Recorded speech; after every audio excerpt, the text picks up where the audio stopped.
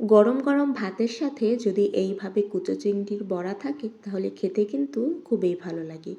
নিয়ে নিয়েছি কুচো চিংড়ি, দিয়ে দেব পেঁয়াজ আর কাঁচামরিচ কুচি, আর দিয়ে দেব বেসন, পরিমাণ মতো লবণ আর হলুদ গুঁড়ো। এবার সব কিছু মাখিয়ে নেব, আর একটু বেসন দিয়ে জল ছাড়া মাখিয়ে নেব।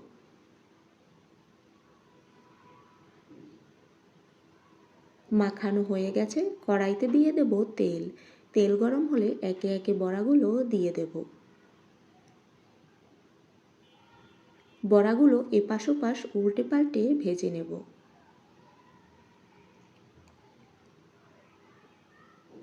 একটু চেপে চেপে দেব যাতে বড়াগুলো একটু পাতলা হয়ে যায়। এবার একটু তেল দিয়ে আরও কিছুক্ষণ সময় নিয়ে ভেজে নেব। বড়া ভাজি করা হয়ে গেছে, নামিয়ে নেব। এইভাবে কুচো চিংড়ির বড়া গরম ভাতের সাথে খেতে খুবই ভালো লাগে।